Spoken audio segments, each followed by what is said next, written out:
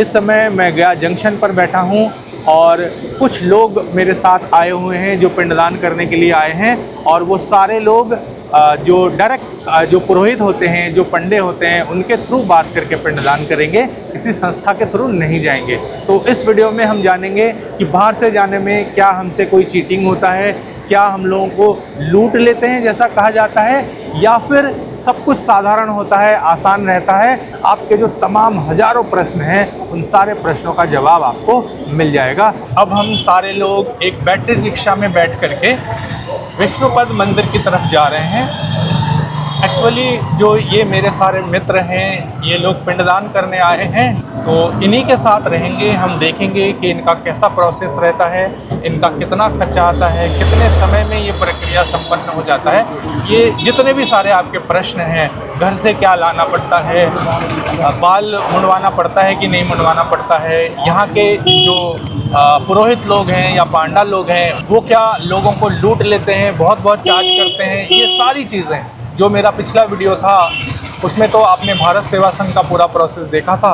अब हम इस वीडियो में देखेंगे कि डायरेक्ट अगर पुरोहित के पास जाएं तो किस प्रकार की स्थिति होती है। अगर हम किसी पुरोहित या पंडा से बात करके आते हैं तो गया जंक्शन के बाहर से ही उनके प्रतिनिधि या वो स्वयं हमें मिल जाते हैं और वहाँ से हमें ऑटो रिक्शा हो या बैटरी रिक्शा हो, उसमें बैठा करके और सीधे जो रहने का बंदोबस्त, जो स्थान निर्धारित किया गया है जहाँ पे रहने के बाद आप ये पिंडदान प्रक्रिया संपन्न करेंगे, उस जगह को वो लेकर जाते हैं।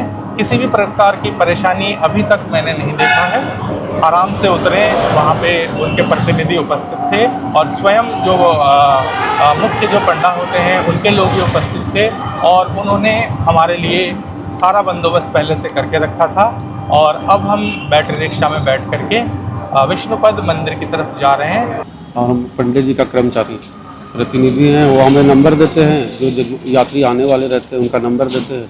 उन्हीं के अनुसार हम यात्री से बात करते हैं, कौन ट्रेन में है, कौन सा बोगी है, उन्हीं के बोगी के सामने जा कर के उनको रिसीव करके हम यहाँ लेकर के आते हैं। सारे लोग हम फ्रेश हो गए हैं, नहाकर तैयार हो गए हैं। मैं तो पिंडदान करूंगा नहीं, लेकिन ये सारे यात्री हैं, देखिए इसी प्रकार से तैयार होना होता है।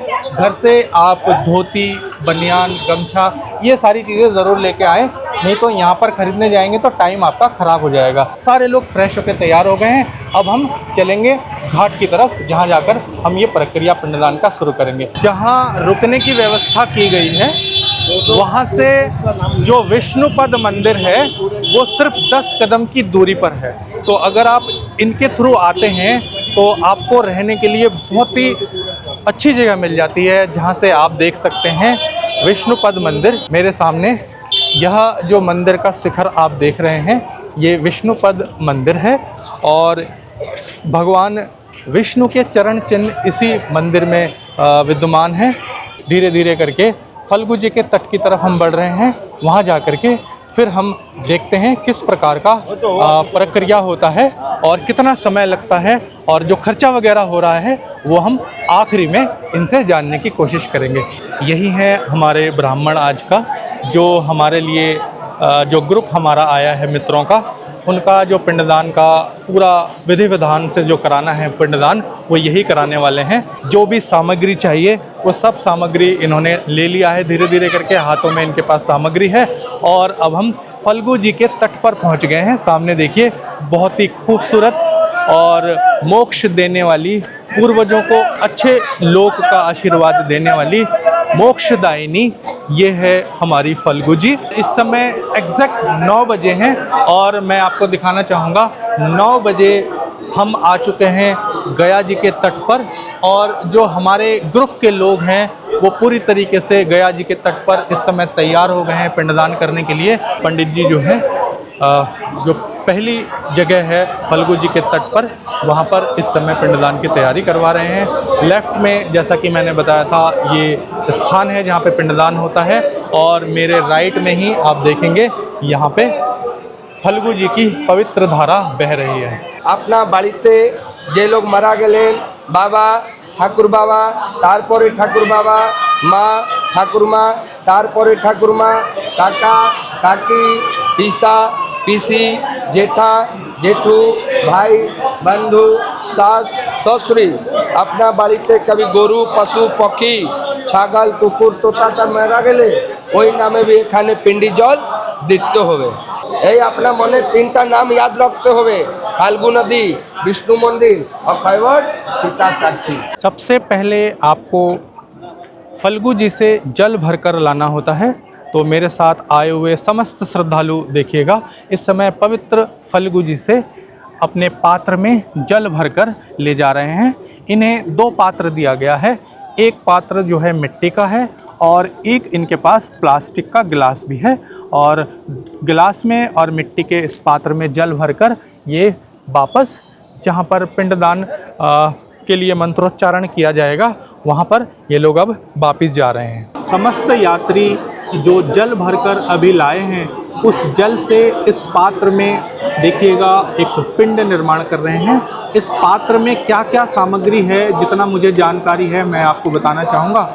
इसमें जौ का आटा है, इसमें तिल है, इसके अंदर अक्षत है, इसके अंदर मधु है, फल है और उन सभी सामग्रियों को मिला करके ये लोग पिंड बना रहे हैं। और ये जो भी सामग्री आप देख रहे हैं, थोड़ा नज़दीक से भी दिखाऊंगा आपको, विभिन्न प्रकार की सामग्री है और ये सामग्री जो है आपको घर से लेकर नहीं आना है।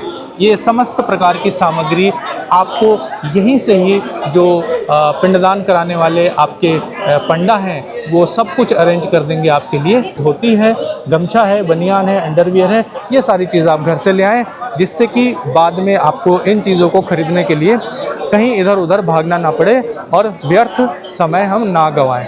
देखिए, जो सबसे पहले पिंड बनाया गया था उससे 3 पिंड बनाया गया है, क्योंकि यह सामान्य मृत्यु के केस में किया जाने वाला पिंडदान है। 2 बड़े पिंड आप पात्र में देख सकते हैं और जो एक छोटे छोटे पिंड देख रहे हैं वो बड़े पिंड से छोटे छोटे पिंड बनाए गए हैं। फल्गु जी के तट पर एक पिंड का इस्तेमाल यहाँ पे किया जा रहा है और जो 2 बड़े पिंड बचे हुए हैं, एक अक्षय वट पर उसका पिंडदान किया जाएगा और जो तीसरा बचेगा उसको विष्णुपद मंदिर पर ही उससे पिंडदान किया जाएगा। उसके अलावा जो और सामग्री लगती है वो आप देख सकते हैं यहाँ पर है। इसमें है बर्तन है, 2 प्रकार का गिलास है, लोटा है, माला है और भगवत गीता है। उसके अलावा धोती है, गमछा है, चादर है और जिस पात्र में ये रखा गया है वो कांसे का एक पात्र है। बहुत सारे लोग यहाँ पिंडदान कर रहे हैं, कुछ लोगों ने मुंडन करवाया हुआ है। देखिए यहाँ पर भी आप देख सकते हैं बहुत सारे श्रद्धालु पिंडदान कर रहे हैं, यात्री पिंडदान कर रहे हैं। कुछ लोगों ने मुंडन कराया है, कुछ ने मुंडन नहीं कराया है, कुछ ने तो अभी रिसेंटली ही बालों में कलर भी कराया है। आप मुंडन करना चाहें तो करवा सकते हैं और अगर आपको लगता है कि आपको अपने केश से बहुत ज़्यादा प्रेम है, आप उन केशों की कुर्बानी नहीं देना चाहते, तो आप मुंडन नहीं भी करवा सकते हैं। फल्गु जी के तट पर जो पिंडदान के लिए मंत्रोच्चारण किया जाता है वो समापन हो गया है। जो भी यात्रीगण हैं वो पिंड हाथ में लेकर के फल्गु जी के तट की तरफ पिंड विसर्जन के लिए आगे बढ़ रहे हैं। जब पिंड विसर्जन के लिए जाते हैं राम राम बोलते हुए और अपने पूर्वजों को याद करते हुए, अपने मन में ध्यान करते हुए जाते हैं और फल्गु जी के तट पर पहुंचकर पिंड को फल्गु के पवित्र जल में विसर्जित कर देते हैं। अगर आप ट्रैवल से संबंधित एक्सक्लूसिव जानकारी चाहते हैं या फिर आप चाहते हैं स्पेशल धमाकेदार ऑफर, तो आप बन सकते हैं हमारे चैनल के स्पेशल मेंबर। बस नीचे दिए गए ज्वाइन बटन पर क्लिक कीजिए और हमारी एडवेंचर फैमिली का हिस्सा बन जाइए। आपके सपोर्ट से मुझे और बेहतर कंटेंट बनाने का हौसला मिलता है। फल्गु जी के तट पे 9 बजे पिंडदान प्रक्रिया शुरू हुआ था और अब बज चुके हैं 11। तो फल्गु जी के तट पे ही सबसे ज़्यादा समय लगता है। यहाँ 2 घंटे का समय लगा है और पिंड विसर्जन करने के बाद अब जो श्रद्धालु हैं मेरे साथ के, वो लोग जा रहे हैं विष्णुपद मंदिर में पिंडदान करने के लिए। ये रहे मेरे साथ के श्रद्धालु, देखिए विष्णुपद मंदिर में जा रहे हैं और विष्णुपद मंदिर में कैमरा लेके, मोबाइल लेके प्रवेश करना वर्जित है। इसलिए विष्णुपद मंदिर के अंदर जो भी प्रक्रिया करने वाले हैं वो मैं आपको दिखा नहीं सकता। मंदिर का भव्य गेट आप यहाँ से देख सकते हैं। मंदिर का गेट आप यहाँ से देखिए और बाहर बैठ के हम इंतज़ार करेंगे, भगवान का जो मधुर नाम है वो करेंगे, जय श्री विष्णु जाप करते रहेंगे। मैं सबसे पहले आपसे ये कहना चाहूँगा कि ये जो श्रद्धालु आए हैं, ये लोग पहले से तय करके आए हैं कि इनको किस तरीके से पिंडदान करना है और कितने बजट के अंदर करना है। जहाँ तक सुविधाओं की बात है, सरलता की बात है, मैंने सुबह से देखा है, बहुत आसान है। स्टेशन से ये लेकर आए, रहने की बहुत अच्छी व्यवस्था है। उसका जो रूम टूर है वो मैं आपको दे दूँगा, अलग से देख लीजिएगा। और जो फल्गु जी के तट पर पिंडदान करवाया गया है, जो मंत्रोच्चारण वगैरह किया गया है, वो बहुत ही विधि विधान के साथ किया गया है। लगभग 2 घंटे का समय फल्गु जी के तट पर ही लग गया था। जो विष्णुपद मंदिर है, 11 बजे से लेकर के वो विष्णुपद मंदिर के अंदर हैं, और विष्णुपद मंदिर में और जो है अक्षय वट जो है विष्णुपद मंदिर के अंदर ही जो स्थित है, उसमें वो अपना पिंड दान करेंगे। अभी लगभग 11:30 बज चुका है, आधा घंटा हो गया है उनको भीतर गए हुए, अभी तक वो नहीं आए हैं। आप अगर तय करके आएँ कि आपको और भी ज़्यादा खर्चा करना है, और भी अच्छे तरीके से करना है, आपको एक्चुअल जिसको कहा जाता है बट वृक्ष बड़ा वाला अक्षय वट, वहाँ जाना है, तो वहाँ भी ये लेकर जाएंगे, ऐसा मुझे बताया। लेकिन ये जो श्रद्धालु आए हैं, इनको वहाँ नहीं जाना था, वो तय करके आए कि यहीं करेंगे। जो खर्चा है, जितना मैं मोटा मोटा समझ पाया हूँ, इन सभी लोगों का खर्चा 4 से 5 हज़ार के बीच में आया है इस पिंडदान प्रक्रिया में, जो कि अप्राकृतिक मृत्यु नहीं है, साधारण या प्राकृतिक मृत्यु वाले हैं सारे। इनको प्रेतशिला नहीं जाना है, किसी प्रकार का नाग बलि, नारायण बलि या त्रिपिंडी इनको नहीं कराना है, साधारण सिंपल पिंडदान करना है। और इसमें इनका खर्चा जो पहले से तय किया हुआ है उसके अनुसार लगभग 4 से 5 हज़ार आया है। बज गए हैं पूरे 12 और विष्णुपद मंदिर और अक्षय वट से पिंडदान करने के बाद हमारे जो साथीगण हैं वो बाहर आ चुके हैं। तो इनसे एक बार जानने की कोशिश करेंगे शॉर्ट में कि इनको कैसा लगा, इनका अनुभव कैसा रहा। तो दादा, आप कहाँ से आए हैं? मैं कलकत्ता से आया हूँ। कैसा लगा आपको जो ये सुबह 6 बजे से हम कर रहे हैं? अच्छा लगा है, सिस्टमेटिक वे में हुआ है ये।